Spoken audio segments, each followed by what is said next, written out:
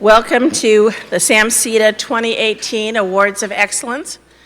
I'm Sherry Sager, and I have the honor of being the chair of the Board of Directors for the San Mateo County Economic Development Association, better known as SAMCEDA.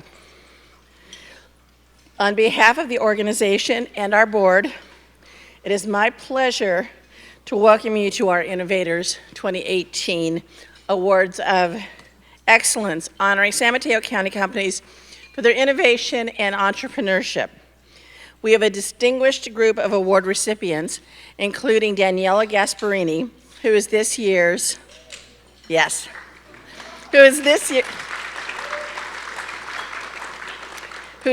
David D. Bohannon Memorial Award recipient. And I want to really thank him. This is, I think, the largest crowd we've ever had for this event. And we are so grateful to Oracle for providing these facilities. And Randy, I don't know if you're here. I thought I saw you earlier. And we really appreciate that, but we're getting close to outgrowing this space, which is both good and bad, because this is such a wonderful place for us to have our event. I want to thank the Board of Directors for SAMCEDA. The officers and directors, they're incredible. They're extremely dedicated. They, come to our meetings, they participate online, they come to events, and they contribute not only to SAMCEDA as a board, but individually with their companies to the life and the quality of life here in San Mateo County. So I would like to ask all of my fellow SAMCEDA board members to please rise and be acknowledged.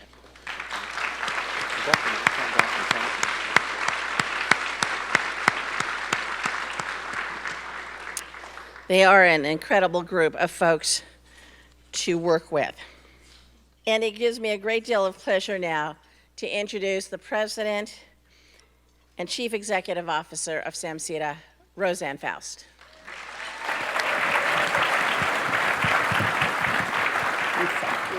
I added the staff. Thank you.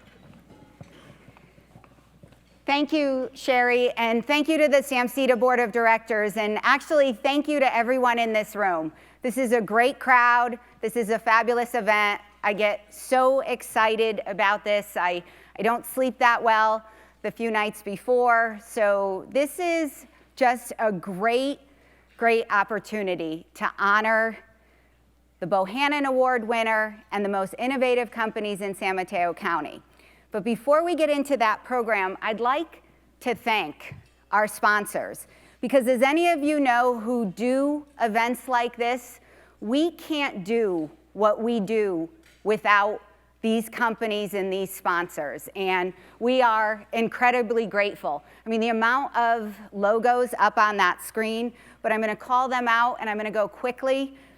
Bay Meadows Land Company, BKF Engineers, Bohannon Development, the County of San Mateo, Facebook, Genentech, Google, Greenland USA, J. Paul, Lucille Packard Children's Hospital, Stanford, Oracle, PG&E, Recology San Mateo County, Samtrans Caltrain, the San Francisco International Airport, Sequoia Hospital, a Dignity Health member, and Wells Fargo Bank are our platinum members. And today is our board member and one of our sponsors, Sunil's birthday from Wells Fargo. So happy birthday, Sunil.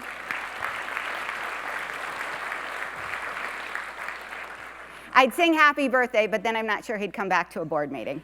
So I would also like to thank our corporate sponsors. We are very grateful because Sherry mentioned public-private partnerships. And we have the City of Menlo Park, who's one of our corporate sponsors, the City of San Mateo, Embarcadero Capital Partners, Hanson Bridget, Kaiser Permanente, Summerhill Housing Group, Webcore Builders, and WL Butler. Please give them a round of applause.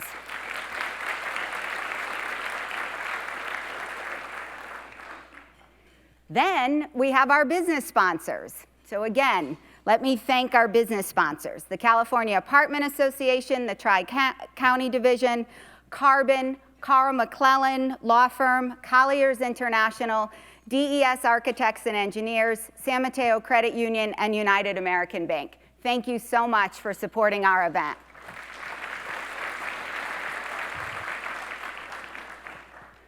So, our media sponsors. This event is filmed today by Peninsula Television, better known as Penn TV. What we do is we not only show it on cable, but we also put it on the Penn TV website. We break up the clips of each of the innovators so that they can use it for marketing purposes, and it helps us showcase these companies that are incredibly innovative in San Mateo County. So we want to thank the San Francisco Business Times, who is our print and online sponsor, and Peninsula Television. Thank you.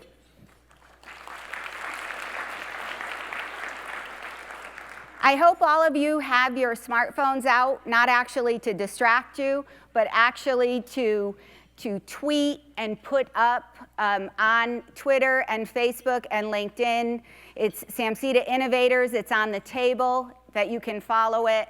So we really hope that you talk about this event and you push it out to your friends and your colleagues. Now, I put up our mission statement because SAMCEDA is an organization that was founded in the 1950s. And we are grateful for the founders of SAMCEDA and what we are about, what we were about then in 1950, and what we are about today in 2018.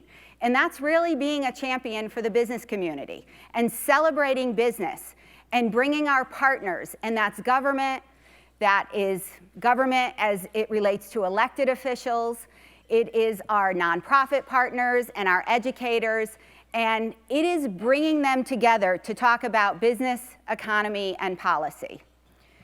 So we thought this was a really good slide to show how SAMCEDA is a connector and how we connect different organizations together. And we put business, education, and government because they connect all the pieces of those three circles. And they also connect community because what we are is we are a large, big community. And we live in a very unique place in the world. And I think sometimes we just need to take a moment and appreciate and celebrate where we live, who we are, and how we look at our connections. So SAMCEDA is a great connector. We are also a great contributor and convener.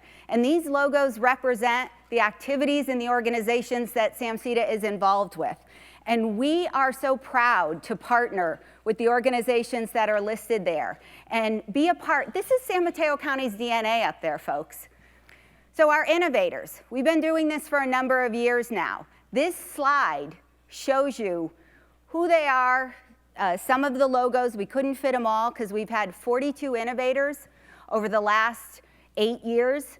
7 have had initial public offerings, 5 have merged, 6 were acquired, 6 relocated, and it's interesting because last year we had 5 that had relocated, but they had located to neighboring counties. Out of the 6, 3 of those that relocated, Colorado, Texas, and North Carolina. So it's something for us to think about. But there are 36 of those 42 still headquartered in San Mateo County. I think that deserves a round of applause.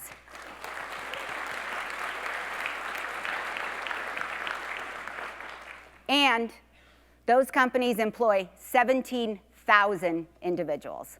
17,000 are employed by our innovators that we've highlighted. I'm kind of excited about that, so I hope you are too. SAMCEDA is about bridging the past to the future and connecting our past and our present. And the David D. Bohannon Award was started back in 1995 to honor individuals that combine business, smarts, and philanthropy and community give back. So you need to have both of those qualities to be honored with the David D. Bohannon Award. These are our past winners from 1995 to the present. I'm actually going to bring up the grandson of one of the founders of SAMCEDA, David D. Bohannon II, to give the award today. David?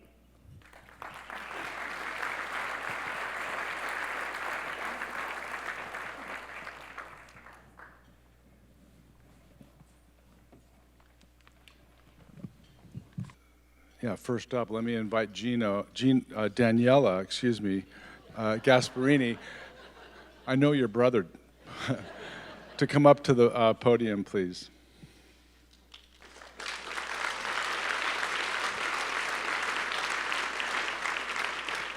Please join me in congratulating Daniela Gasparini as the 2018 David D. Bohannon Memorial Award of Excellence recipient.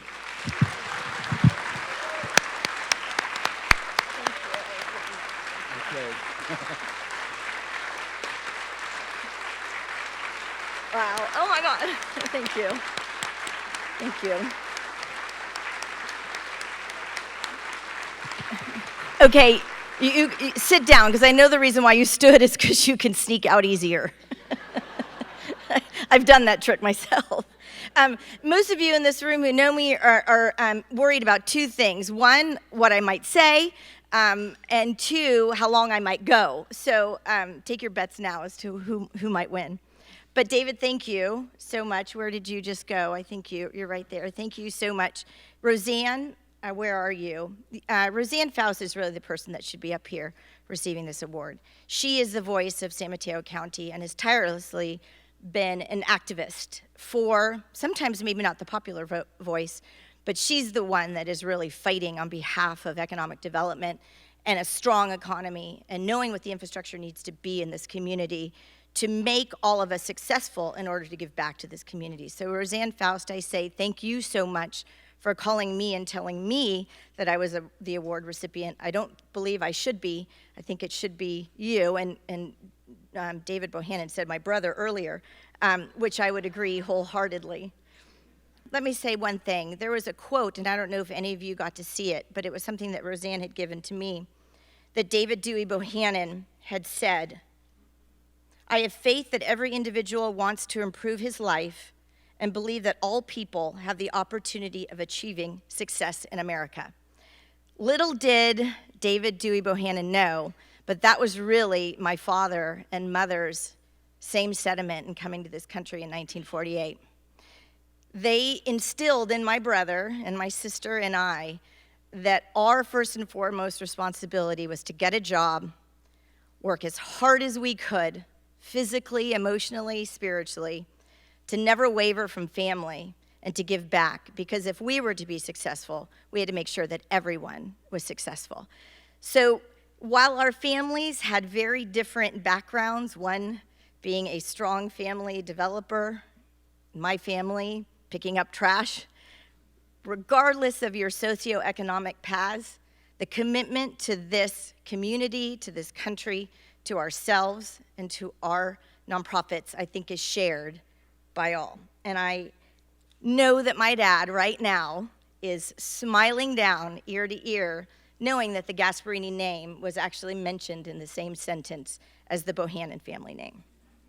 Our company heroes, each and every one of you here today, we can look back when Oracle first chose Redwood City to be its global headquarters.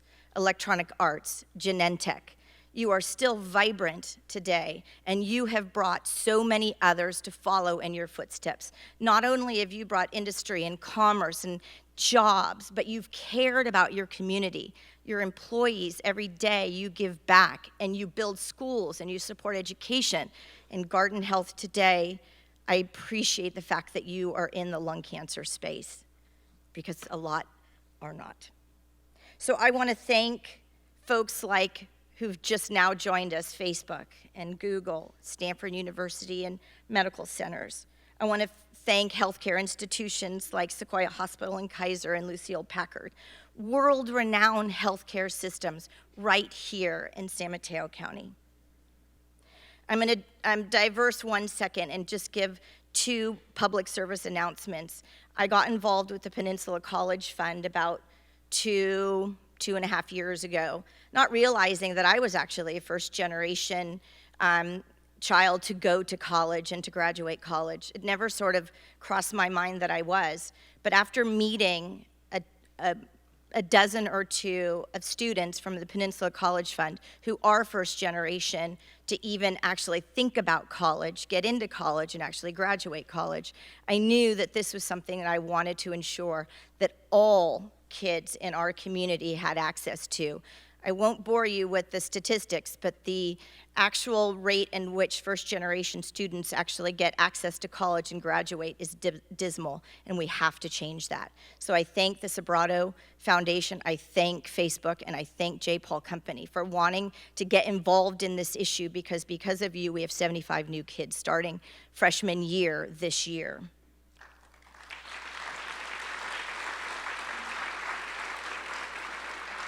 The real hero today is Bonnie Adario, and I wish Bonnie was here.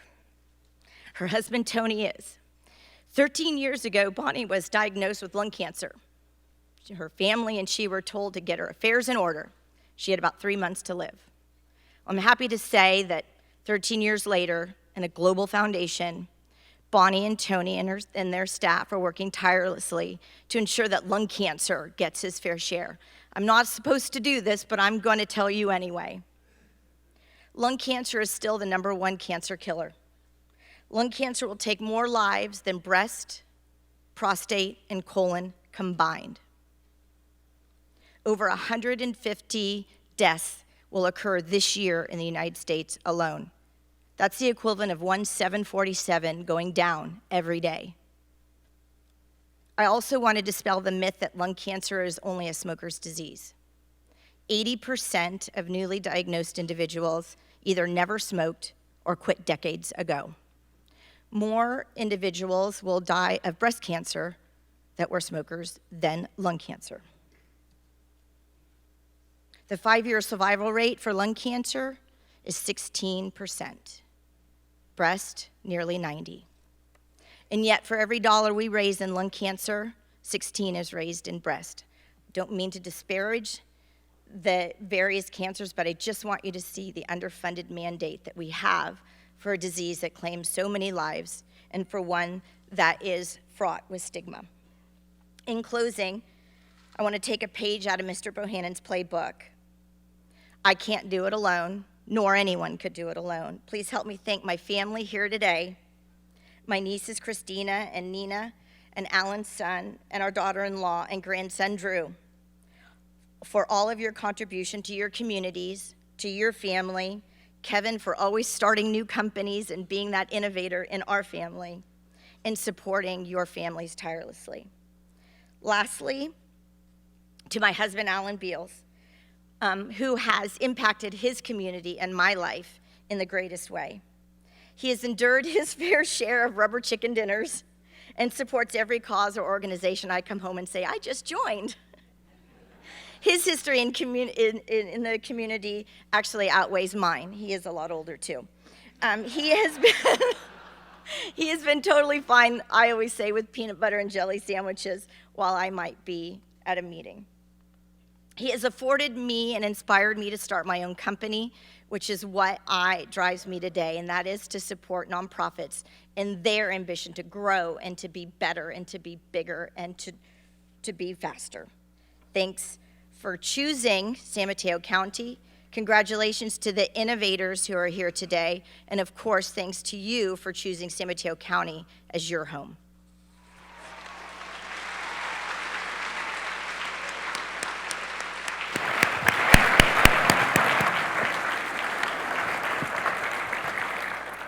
I think if you didn't figure out something, Danny just gave us all a call to action.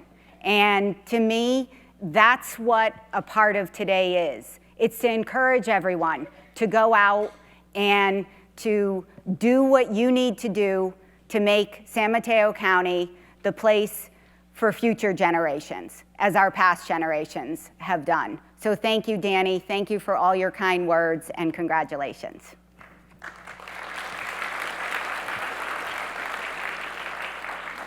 So we are going to move on to our Innovator Awards, and each of the innovators will come up. We do it in alphabetical order by name of company. And the first one, they're going to tell you about what they do and who they are, and this is a fantastic group. And the first one is Maureen Fan, who is the president and CEO of Baobab Studios. Baobab Studios. Thank you. Hi, everyone. I'm the CEO and co-founder of Baobab Studios. I'm going to show you a quick clip about what we do, which is VR animation, and then talk a little bit more about what our company does. At Baobab Studios, we're focused on doing immersive storytelling in virtual reality with characters that audiences can fall in love with. I had been working for over 20 years directing feature animated films as a director on Ants and a writer and director on all the Madagascar films, and put on a VR headset for the first time. It blew me away. It's like this undiscovered frontier. We see virtual reality as a new medium for telling stories and creating great cinematic experiences that are character-driven. It allows people to be taken to places and to worlds that otherwise wouldn't exist. When audiences saw Invasion, they reacted to the world and the characters in ways that we never imagined. And that interactivity and that connection and that eye contact was really significant, and we realized we were really onto something. So then when hand controllers came out, we started our next piece, Asteroids, determined to make the viewer a character inside this story that had hands that could actually interact with the world around them.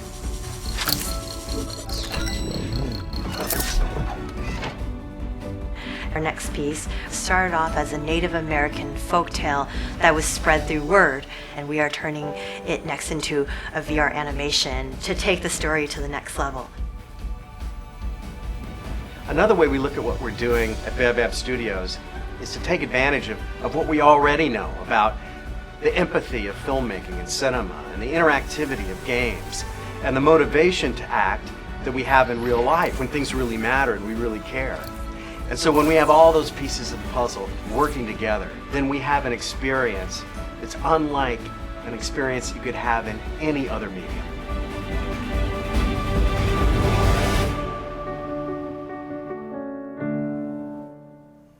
How many of you guys have tried VR?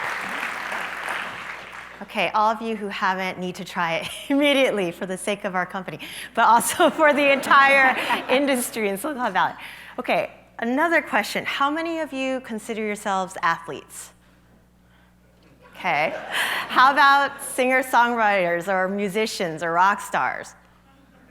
No one? How about astronaut? None. Okay, well, if you guys were 5 years old, you would have probably answered yes to all 3 questions I just asked. So the question is, what happens from when you're 5 to becoming an adult that makes you think that you're not? For me, yeah, jobs. For me, I dreamed of being She-Ra, Princess of Power, which is why I'm CEO of this company. But I believe that there's still a dreamer inside us all. And something happens as we get older where we start conforming to societal values of fame, money, fortune, beauty. But I still believe there's a dreamer inside us all. And I know this to be true because it's why we go to the movies or play games. It's to experience stories and characters beyond those that we can meet and experience in our daily lives today. And I believe that animation does this better than live action, because while live action is still constrained by reality, animation is constrained only by the creativity within the director's head, which is freedom, which means you can imagine anything possible. And for animation, it's art in motion.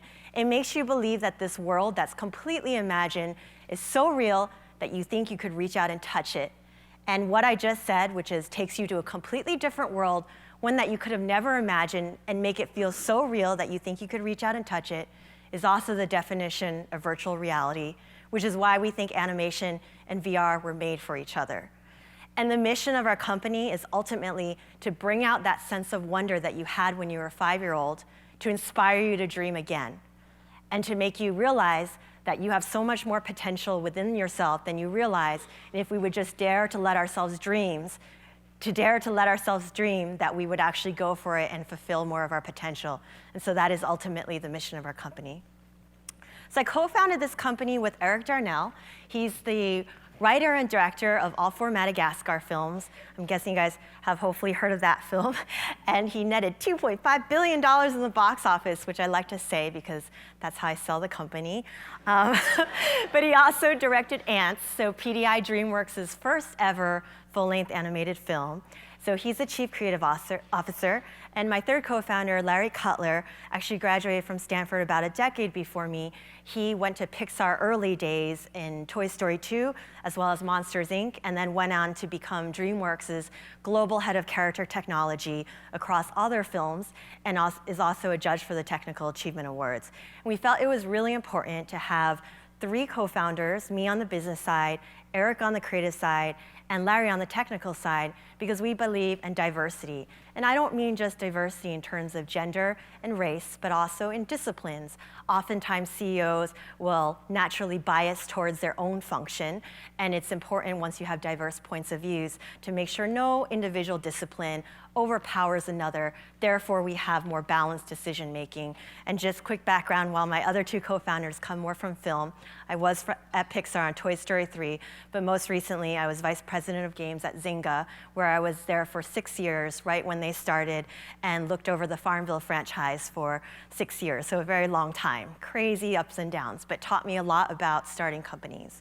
But we think storytelling is ultimately incredibly important because how many of you guys have read the book Sapiens? A few of you. It's a really amazing book about the theory of evolution and why Homo sapiens won out amongst all as a species. And one of the hypotheses is because of our ability to tell each other rumors or storytelling. And in VR, and in film and books, you read about it and you think, what would it be like for me to actually be in that scenario? But in VR, you can actually be that character. You're actually role-playing. You're not just passively wondering, what would I do? You actually act. And people say you don't really have memories of watching movies, but when people come out of the VR headset, they remember, they have dreams about it. They actually remember going through that. So what does it mean? I know STRIVR is here. Jeremy Bailenson at Stanford has done research studies of you inhabiting, looking at a mirror and seeing that you are a black woman, or going through the experience of being someone homeless. They show that once you take the headset off, you actually react differently to that demographic group. You have more empathy. You actually feel the way, more so the way they feel, and you are more likely to donate, you're more likely to help to these, with these groups. So it does actually bring out your empathy. So we've created 3 pieces so far, and our latest is the one I'm most excited about when we haven't launched yet. It's called Legend of Crow, and it's based off of a Native American tale about how the crow used to have gorgeous rainbow feathers and a beautiful singing voice. And in our piece, it's John Legend. He's as amazing as everyone thinks he is. But he flies into the sun to bring warmth and fire back to the earth to sacrifice for the community, but in the process, burns all his feathers black from the sun's flames, and the voice becomes like a crow's that you know today.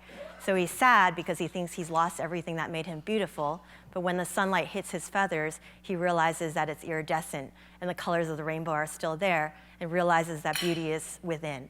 But the reason I'm really excited about this is, one, it's a Native American tale. Native Americans were told that in re-education camps that they weren't allowed to tell these pagan stories, but also because it's themes of diversity. So we have John Legend, Constance Wu, and also Diego Luna, and 3 other stars that I can't mention yet, who are big deals.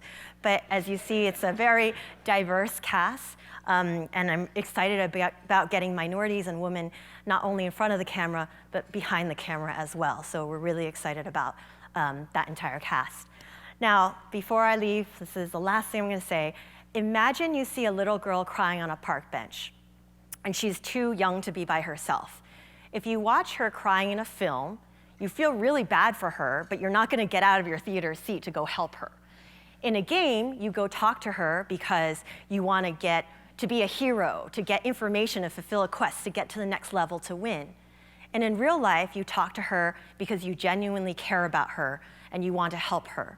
We believe with AR and VR, you have the potential to have the empathy of films, the agency of games, and the motivation of real life, where you have the bigger than life stories, But not only can you empathize with these characters, you can actually do something about your caring and help these characters. And ideally, you do it because you genuinely care about them, not just because you're trying to win. And we think this is the promise, at least for Baobab, this is our creative vision of what VR and AR allows you to do. So I'm really excited about achieving this. Our company has been around for 2.5 years, and we've raised about 31 million. Hopefully that's enough to go through the trough of disillusionment that every single tech company goes through for the cycle. But I hope you'll join us on this journey, and thank you very much.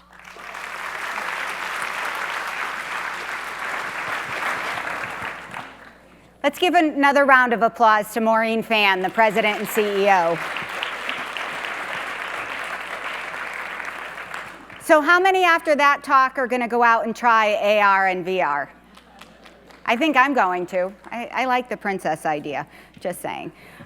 So our next company that we are bringing up is Guardant Health, and we have the co-founder and CEO, Heme Molecule. Thank you, Roseanne. Yeah, so I want to say it's an honor and a privilege to accept this award on behalf of Guardant and the patients that we serve. I'm a lifetime resident of the Bay Area, most of that in Redwood City, and I really feel blessed to be part of this community. I co-founded 2 companies in Redwood City, and I don't think that would have been possible almost anywhere else. We have such an amazing confluence of talent, access to capital, and pretty darn good weather as well. So, let me tell you a little bit about Guardant. Our mission is to conquer cancer with data. The company is about 6 years old. We've raised about $500 million in financing. We're going to probably cross 400 employees this year. We work with top global pharma companies, but most importantly, we've helped over 60,000 patients with cancer. Our products are available in almost every cancer center in the United States, and we're in about 42 countries right now. So let me tell you a little bit about what we do. We're one of the pioneers in this concept called a liquid biopsy, which is a way of essentially seeing signatures of cancer in a tube of blood. And so the first test we launched about 4 years ago is able to serve late-stage cancer patients where they're often not matched with the best possible treatments because the physicians don't really know that much about what's driving the disease. And the only way to do that before our test was actually to physically cut a piece of the tumor out through a biopsy. And so we can get that information through a simple blood test today. There are about 1.65 million metastatic patients in the US.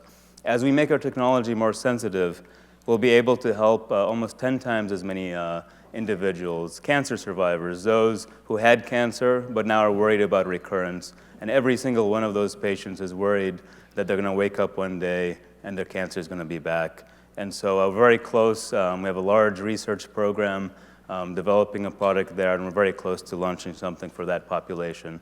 But the vision from day one has been to get to a level of sensitivity and specificity such that we can essentially enable that idea of a simple blood test at an annual physical. And we have a large research program working on this as well. And so eventually we'll have a continuum of tests that span the entire care continuum from beginning to end.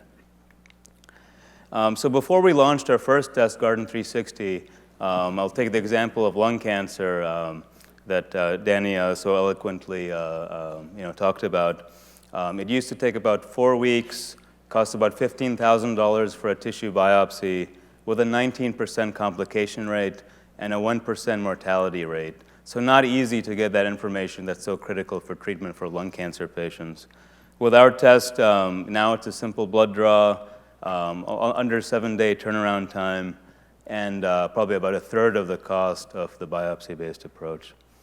I can tell the story and how critical it is, but I'll leave it to Mark, who's a patient, a lung cancer patient that we helped a couple of years ago, who can tell the story much more eloquently than I can.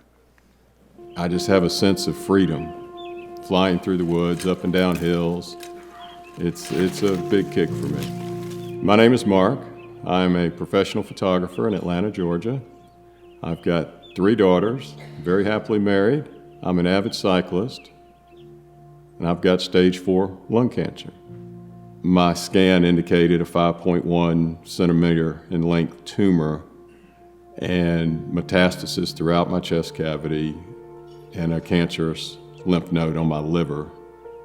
Once it started to sink in, I just knew that it was going to be a tough fight. And I'm prepared.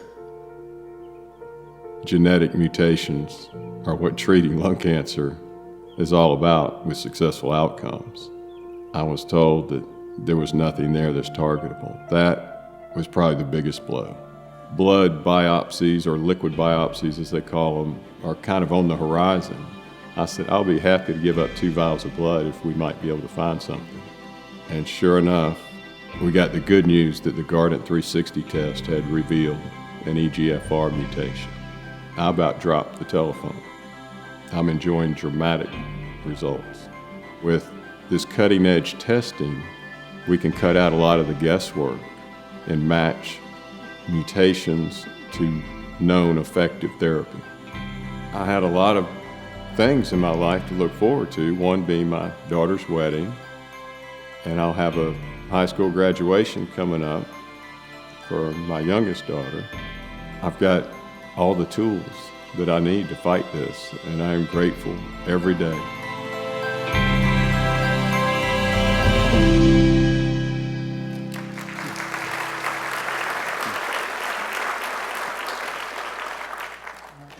Yes, it's been amazing to know Mark and other patients like him where, we're able to do something. But, we definitely want to do even more. Unfortunately, there aren't that many drugs out there for many cancer types.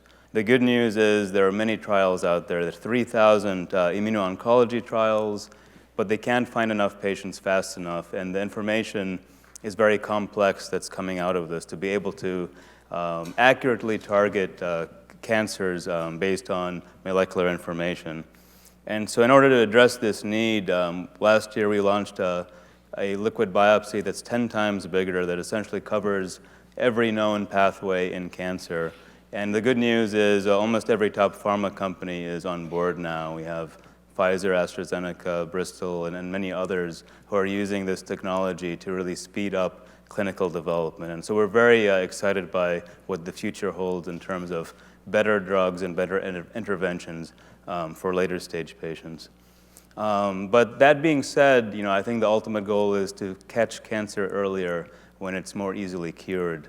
And so we have our LUNAR program, which we launched 2 years ago. And in this program, we're going beyond just genetic mutations, which we're really good at. We're almost at theoretical limits of detection. And we're looking at immune signatures and epigenetic signatures and putting all of this information so that we can see a holistic picture of what's going on in the individual before the cancer, while the cancer can still be treated easily.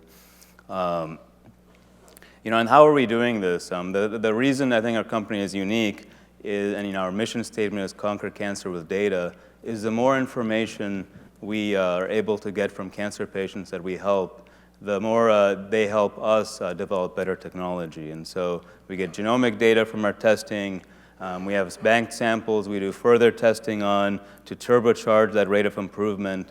That has led to our current products, but as we test more and more patients, it'll lead to our future pipeline. And just to put it into perspective, since we launched Guardant 360 about 3 years ago, we've helped about 50,000 patients. And because of that data we've collected, we've improved the sensitivity of the test by almost an order of a magnitude. And so that's why now we're about to launch a test for cancer survivors. But to get to early detection, we have to sequence 10 times as many. And so we have a goal of helping about 1 million patients in the next 5 years. And that nice kind of symbiotic relationship is going to be really helpful in enabling early detection with a simple blood test. Thank you.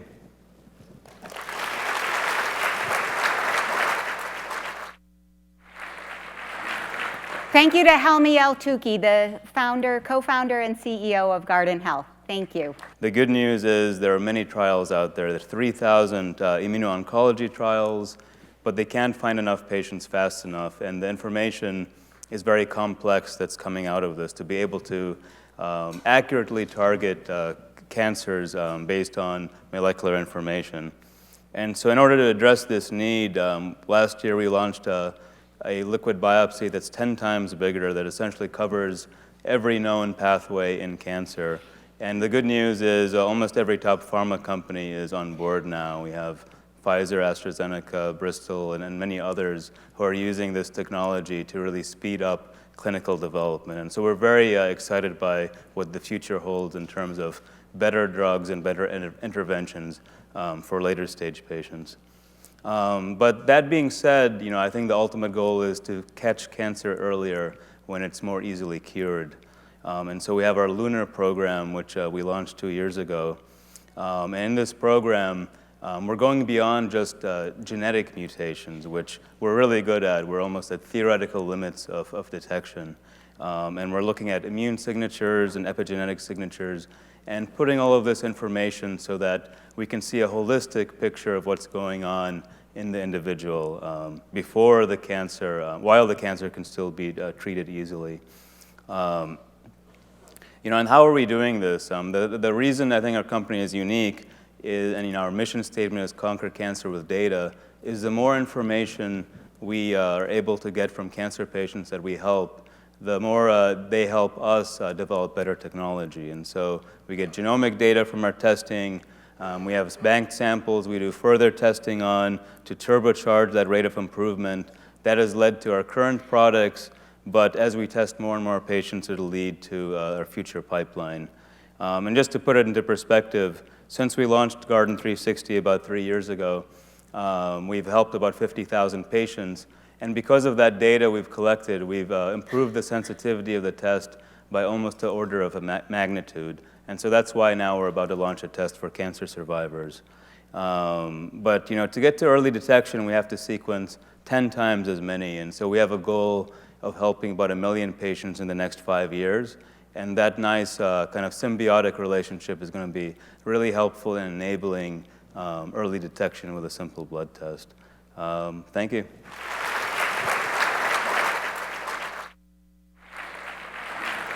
Thank you to Helmy El-Touki, the co-founder and CEO of Guardant Health. Thank you.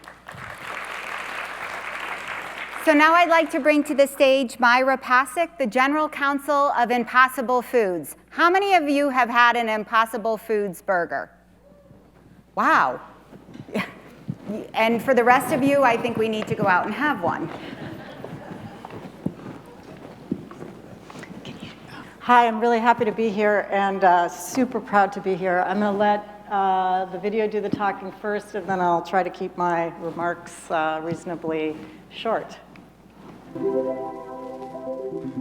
I grew up eating burgers probably once a week. On Sunday, my family would go out, buy a bunch of burgers, bring them home, and watch a movie on TV. It's such a canonical food. The flavor and aroma and texture and the juiciness and all of that. But there's this huge dilemma that's posed by the fact that the way that we're producing meat is using a land area bigger than North America, South America, Australia, and Europe combined. The cows living on Earth outweigh every living wild mammal by a factor of 10. Animal farming is using an amount of water that could fill San Francisco Bay every day. So how in the world are we going to do this? There's actually an incredibly simple solution. Give people all the meat that they want, but just produce it from completely non-animal sources. What we had to do was some really, really deep fundamental science to understand, just in molecular terms, all the features of a burger. When you have the experience of the aroma and the flavor of beef in your head, it's just, this can only be one thing, the delicious fresh cooked burger. But if you take those molecules, separate them out, one by one, and smell them, 0 of them smell like meat. They smell like caramel and butter, burning match, lilacs, pineapple martini was one of them. There's no meat molecule. The magic of meat is just this combination of ingredients that can be found from completely non-animal sources. Potatoes, wheat, coconuts, a little bit from soybeans. We pull out very specific components from each of those sources in just the right proportions and get something that looks, tastes, and cooks like ground beef. The thing that I call the magic ingredient for the flavor is heme. It's the molecule that carries oxygen, makes blood red.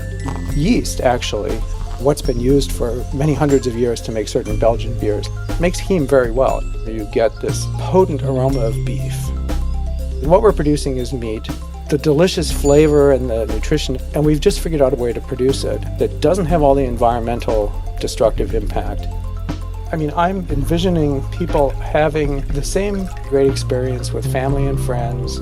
There's the aroma and the sizzle, but I can also imagine the kids saying, wow, you actually used to make these things out of animals. How wild is that?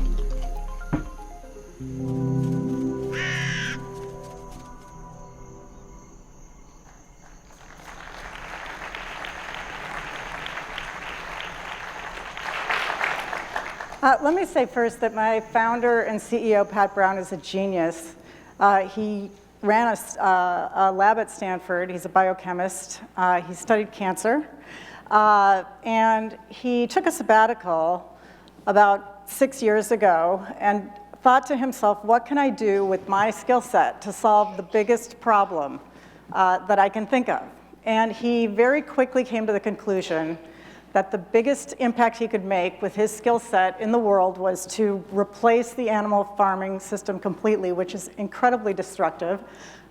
He would call it the most destructive industry on earth, and it would be true if anybody does the research.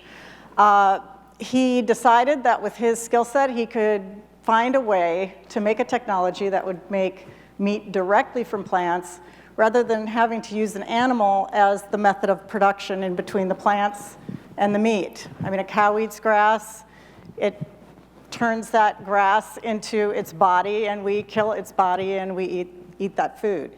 So his idea is just take the animal out and go directly from the plants to the meat. So if it's not clear from the video, the animal farming industry is the biggest driver of water usage in the world. It is a bigger greenhouse gas emitter than any industry in the world, including transportation. And if you include in transportation virtually every car, train, truck, boat, rocket, airplane, everything. The reason no one talks about it is because people have thought up to now that it's not a solvable problem. And Pat Brown, the genius biochemist, decided it is a solvable problem.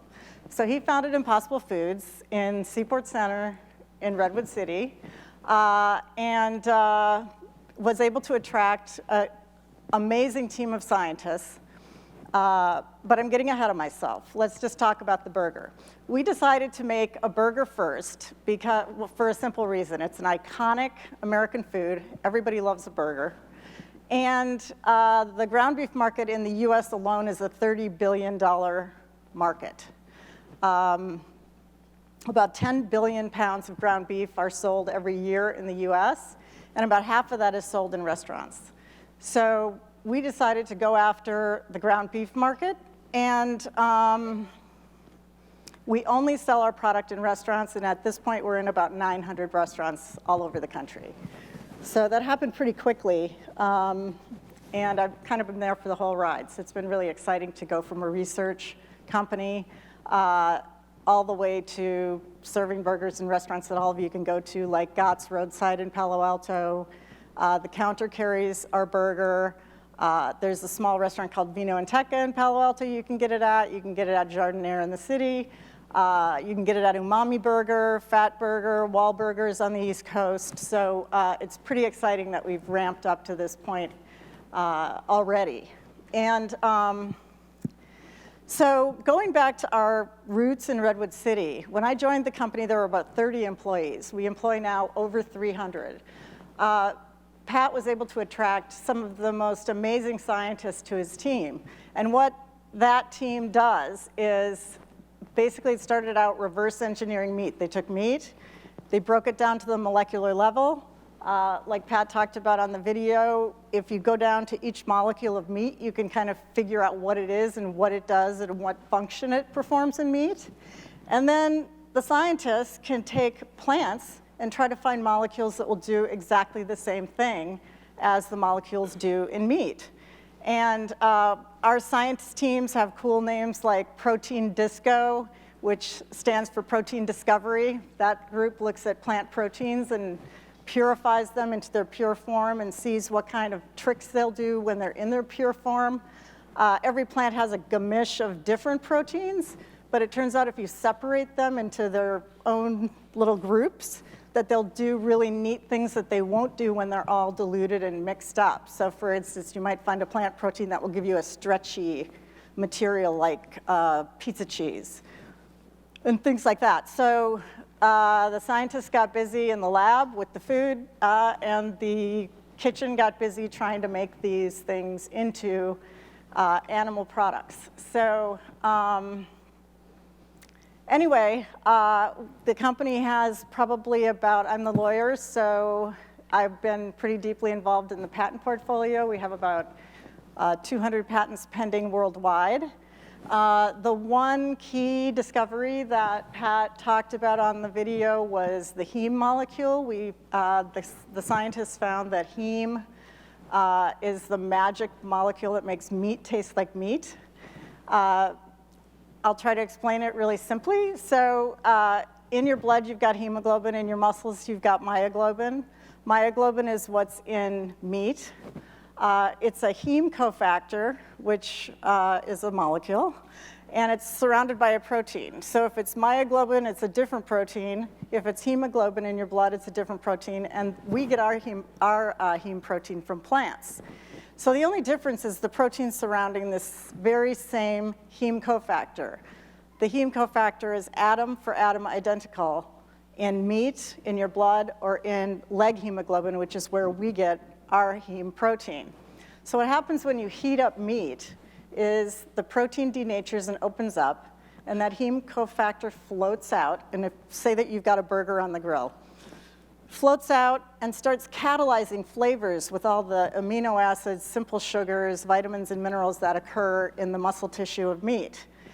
The reason everybody wants to eat their burger right hot off the grill is because all that flavor chemistry is popping at that time. If you stuck your hamburger in the fridge and tried to eat it the next day, it would taste like cardboard. So it's that flavor chemistry that really makes the magic of meat. And what Impossible Foods has done, under the leadership of Pat Brown, is recreate that exact same flavor chemistry in a plant-based product. So we took a plant-based heme protein. Heme is the stuff of life. You can't live without it. You die. That's why carbon monoxide works to kill people, because it hooks to the heme protein and keeps it from delivering oxygen. So it's a ubiquitous molecule, but we got ours from plants, and basically recreated that flavor chemistry in a 100% plant-based product. It's an incredibly exciting company. I've loved every minute of working there. And as Pat says, we're not done until we've created a substitute for virtually every food currently made by animals. And he says that when we're done, you'll be able to see the impact from outer space of what we've done. One statistic I'm going to leave you with is animal farming currently uses 3/4 of the dry land on Earth between growing food for animals and raising the animals. Again, it's the biggest driver of using water, it's the biggest driver of greenhouse gases, and it's the biggest driver of eliminating wild animals from our planet, because we just keep using more and more land to make food from animals. So if Impossible Foods is successful in making meat eaters love meat from plants as much as they love meat from animals, we can make a big difference. So I'd encourage everybody to go out, give it a try. Give us your feedback at hello@impossiblefoods.com, and we're going all the way.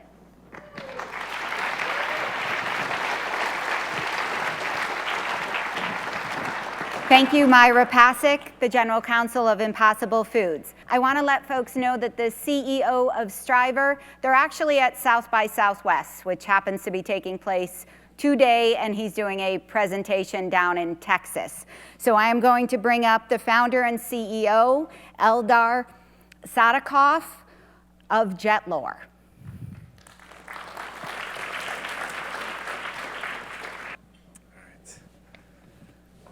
So I don't have any videos.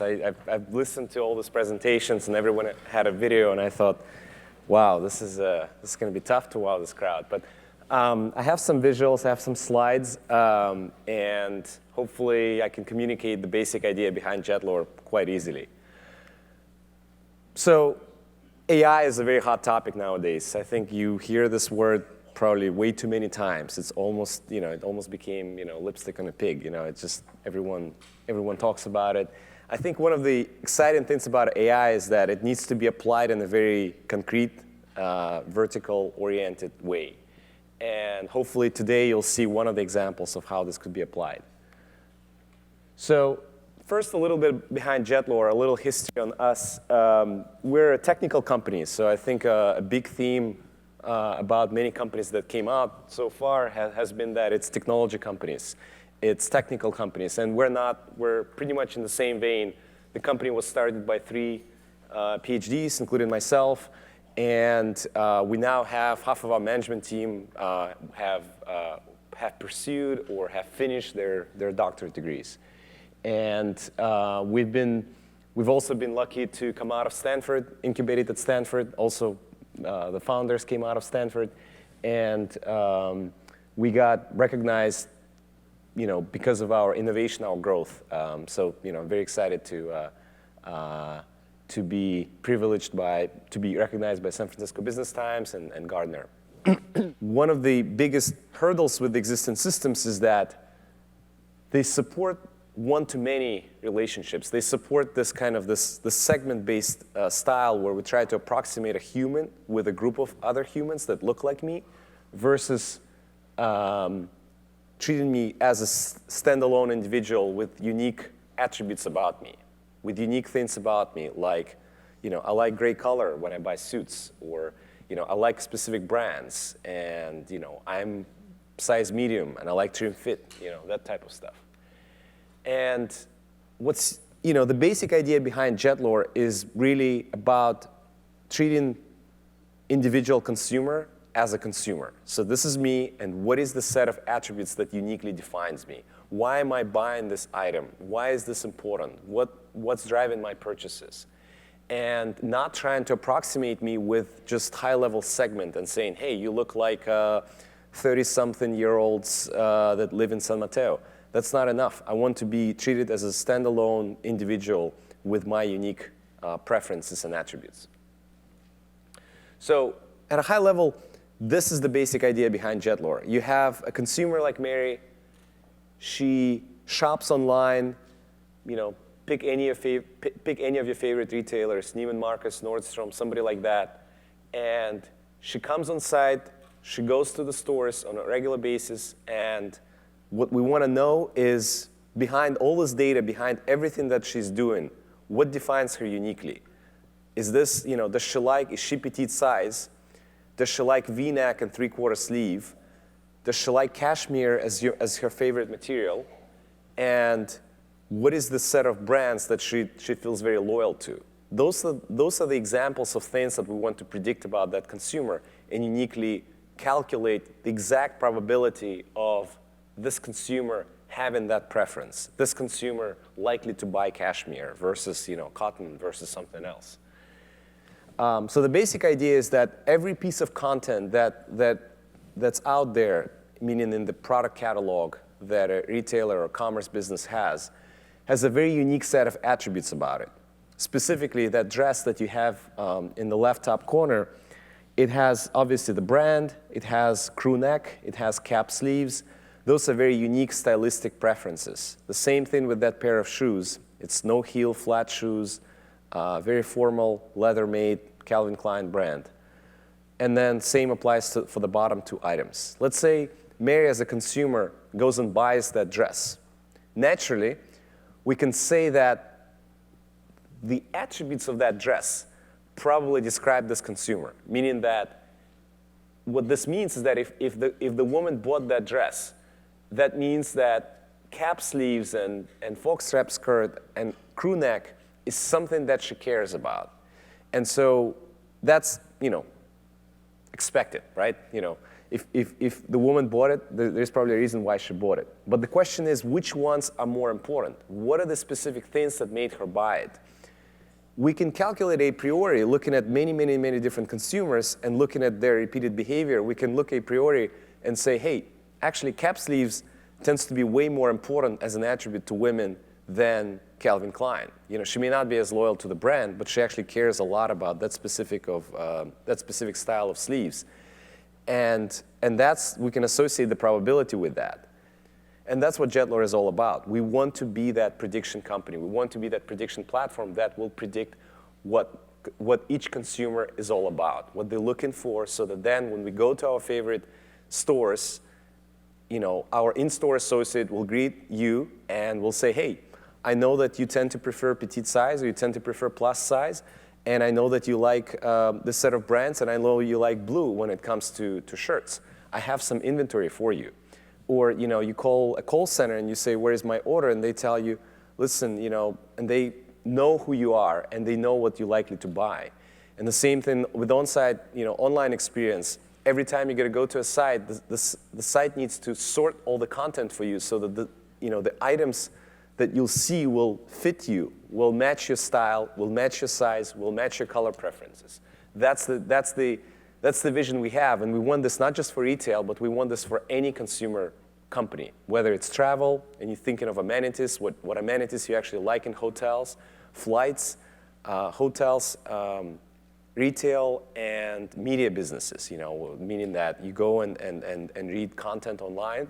Well, we need to know what you actually are going to, what sort of attributes you care about in the content. I gave you some applications, but, in-store experience, on-site search, automated email content, automated content of home pages and mobile applications. Those are just some of the examples of the things that you can do with our platform. We're a fast-growing business, growing, doubling every year, and very excited to be here and be recognized at this ceremony. Thank you. Thank you to Jetlore and Eldar Sadikoff, the CEO. So now we are bringing up Varun Badwar, the founder and CEO of RedLock. Varun? Perfect. Thank you. Great to be here. It feels like the Oscars in San Mateo County. It's amazing. Thank you for having us here. Was a video supposed to be here in between? We'll go the video route here first. As your organization embraces public cloud computing, security and compliance challenges can become top of mind. The first challenge is that while the cloud enables your team to be more agile, configuration changes occur without any security oversight, and mistakes are inevitable. The second challenge is that multiple users have privileged access to cloud computing environments, and it's important to monitor for suspicious activities to detect account compromises and insider threats. The third challenge is that without a physical network boundary to the internet, your attack surface increases by orders of magnitude in the cloud. It's now more important than ever to vigilantly monitor network traffic, but your traditional network monitoring tools simply don't have context on cloud workloads. And lastly, identifying vulnerable hosts is more difficult in the cloud. You can't rely on your existing vulnerability management tools alone. They perform periodic scans of the environment and identify unpatched hosts based on IP address. But IP addresses in the cloud are constantly changing, making results unreliable. Seem overwhelming? Now you can address all of these problems with a single platform, RedLock Cloud 360.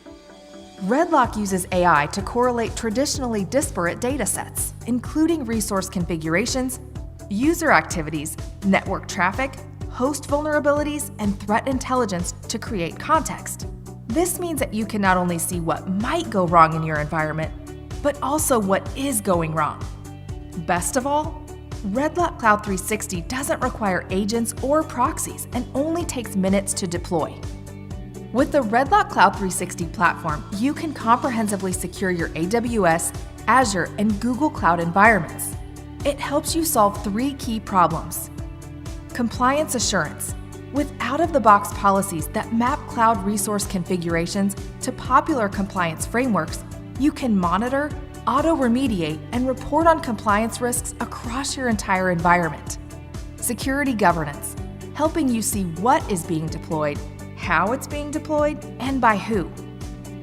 Security operations, identifying vulnerabilities, detecting threats, investigating incidents, and auto-remediating issues across your entire cloud computing environment in minutes. Getting started is easy. Visit www.redlock.io to learn more about cloud threat defense. Thank you. That was probably a whole lot of gibberish for most of you here.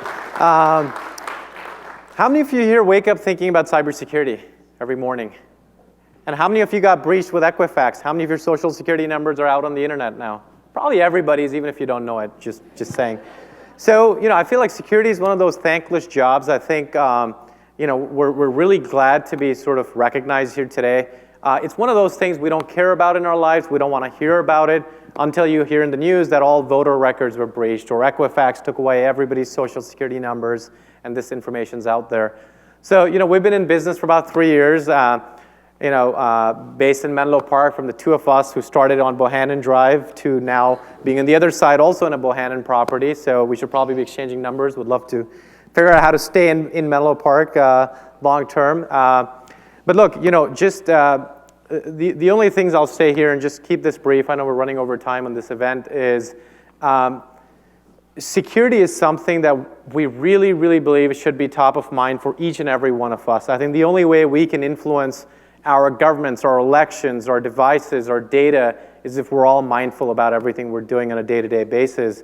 And what RedLock is focused on is really the cloud, right? This advent of making it easy to move your data centers, move your applications into public cloud, but also the risks associated with that. Just last year, Uber got breached, lost 50 million records because of problems in the cloud.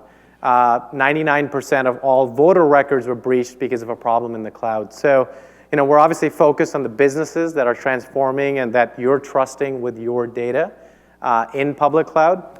And, really excited to be here in the peninsula working with not just high-tech companies, but also sort of businesses worldwide in, securing what we believe is the future of sort of generations to come, as well as future of our governments, our freedom, and our privacy. So with that said, thank you very much.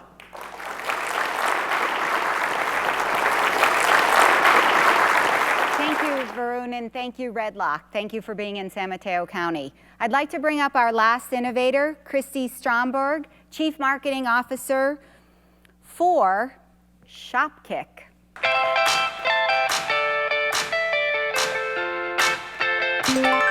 It's an app that you can use to get free stuff. What an easy way to earn money, and you don't even have to pull any money out of your pocket. You just open up your app, it tells you what retailers are nearby that you can earn kicks. If I can splurge, I'm using the kicks instead of just money. All you have to do to earn kicks is to check into the store or scan the barcode. He loves hearing the magical sound when we find the treasure and we scan it. Just get a couple scans in and then I'm that much closer to a gift card. We have saved tons of money by using Shopkick. Shopkick, Shopkick. So hi everyone, and thanks for honoring Shopkick. Hopefully you got a sense for what the Shopkick experience is like from that video. It's a fun app that helps consumers earn points towards free gift cards. But it's much more than that. It's a marketplace business that benefits not only consumers, but also the retailers and brands that you saw in that video. And it's enabled all via the smartphone. So let's take some that Shopkick provides. To consumers, you saw some glimpses of this. It helps them be entertained, but also helps them be empowered and have a sense of accomplishment. They're competing and they're earning. It also gives them a sense of community because people like to Shopkick together. It's fun. They go out in the world and do things together. For our retail and brand partners, we provide a bunch of different benefits. We're a new and different way of driving traffic, of driving people into retail stores, to particular shelves, to also to websites, to mobile apps, to discover new products, and to ultimately purchase them. And so here's how it works. Shopkick has reward points called kicks. It's kind of an in-app currency that can be used to motivate and drive and reward different behaviors. And consumers will do a lot of different things in competition to collect these kicks. They'll go to a store that they've never been to before. They'll try a different brand. They'll switch brands. They'll try new products. They'll take an extra trip that week to the store. They'll even drive farther to get more kicks at a particular store. So these are all new and different ways that we're providing retailers and brands of discovering new products and changing behavior. And we know how important it is for retailers to be able to drive people into their stores for those businesses to thrive. But we're not just about driving people into physical stores. We want to reward consumers for shopping behaviors across all different environments, anytime, anywhere. So whether on the computer, on the phone, in the store, we do multiple things to help drive consumers to explore and discover and purchase and try new products and provide those methodologies to our retail and brand partners. And this approach is working for consumers. They spend more time in our app than any other shopping app. For retailers and brand partners, it's an effective way of driving incremental sales with a highly effective and efficient ROI. And given our coverage across the US, we're amassing a really unique data set of consumer behaviors. This is just a sample of the types of clients we work with, our partners who have, across industries and segments, who have incorporated Shopkick into their marketing mix and are finding success in doing so. If you'd like to check out the app, it is free, and it's on the App Store and Google Play. And if you're interested in Shopkick as a marketing solution, please come see me afterwards or check out shopkick.com, the partner section of our site. Thank you. Thank you very much. So let's give a huge round of applause for our innovators.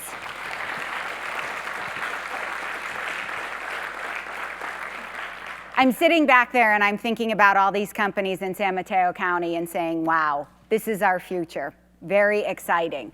Please join us for our annual meeting back here at the Oracle Conference Center in June. Please join us for Birdies for Business in September at the Sanford Golf Course. I want to thank Oracle. I want to thank all of our sponsors and all of you for joining us today. Have a wonderful weekend. Thank you so much.